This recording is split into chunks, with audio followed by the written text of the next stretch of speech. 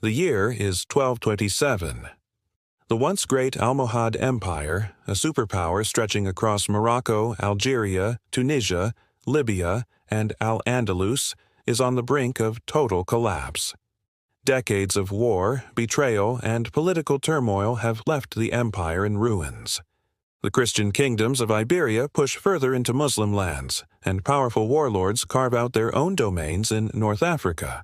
Amidst this chaos, a man takes the throne, Yahya al-Mu'tasim.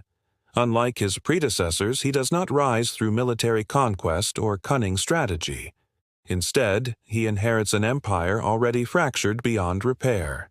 His rule would be short, his struggles immense, and his failure inevitable. Before we dive into this tragic chapter in history, make sure to like, comment, and subscribe for more incredible historical stories.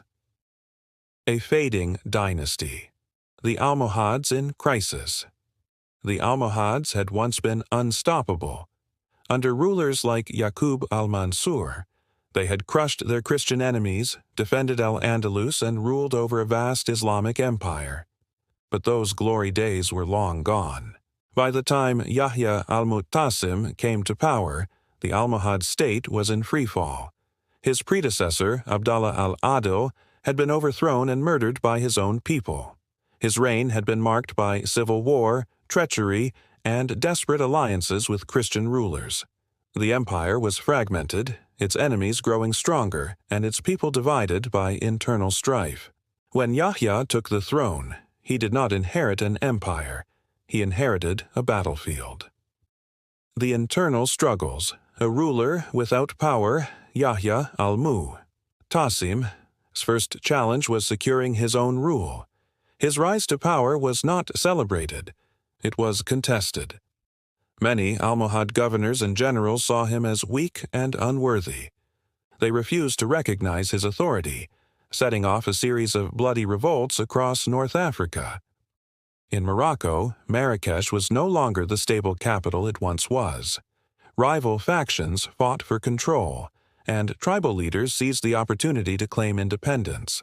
In Algeria and Tunisia, breakaway states emerged, led by ambitious warlords who no longer saw the Almohads as rulers but as a relic of the past. Desperate to hold the crumbling empire together, Yahya al-Mu'tasim attempted to negotiate with his enemies, hoping to restore unity through diplomacy. But the time for diplomacy was over. The empire had become too weak to demand loyalty. The Christian threat. The fall of Al-Andalus begins while Yahya struggled to control North Africa. An even greater disaster was unfolding in the north. The Christian kingdoms of Iberia, Castile, Aragon, and Portugal had been waiting for the perfect moment to strike. That moment had come. The Reconquista was in full motion. Muslim strongholds in Al-Andalus were falling one by one. The legendary defeat at Las Navas de Tolosa, 1212, had already weakened the Almohads, and now the Christian forces faced little resistance. The once mighty Almohad army was no longer able to defend Spain. The cities of Badajoz, Mérida, and Cáceres fell to the Christians, as Muslim rulers in Iberia were forced to choose, submit or be destroyed. For Yahya al-Mu'tasim, this was a crisis he could not solve. His rule over Al-Andalus was merely symbolic. The reality was that the Almohads were no longer the protectors of Islam in Spain. The age of Islamic rule in Iberia was coming to an end. The Hafsid Rebellion. A final blow to Almohad power. As if matters couldn't get worse, the Hafsid dynasty in Tunisia, led by Abu Zakaria Yahya, declared total independence from the Almohads. This was not just another rebellion. This was the beginning of the end for Almohad rule in eastern North Africa. The Hafsids had once been loyal governors under Almohad rule, but now they saw an opportunity to establish their own state. With strong armies and growing influence, they took Tunis, Constantine, and parts of Libya, effectively cutting the Almohads off from the eastern half of their empire. Yahya al-Mu'tasim, unable to send reinforcements, could do nothing but watch as the empire he was supposed to rule disintegrated before his eyes. The fall of Yahya al-Mu'tasim. The end of a helpless ruler by 1229, Yahya al-Mu'tasim had lost control. The governors no longer obeyed him. The people no longer trusted him. The Christian kingdoms were winning the war in Iberia. The Hafsids had completely broken away. Morocco itself was in a state of anarchy. His fate was sealed. He was overthrown and executed, just like the rulers before him.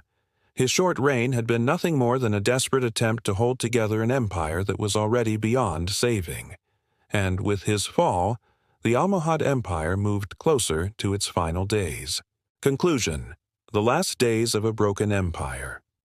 Yahya al-Mu'tasim was not a great conqueror. He was not a brilliant strategist.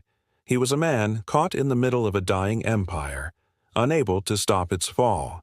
His rule was not marked by victories, but by defeats and betrayals. He watched as his empire was ripped apart by rebels, warlords, and invaders, powerless to stop any of it.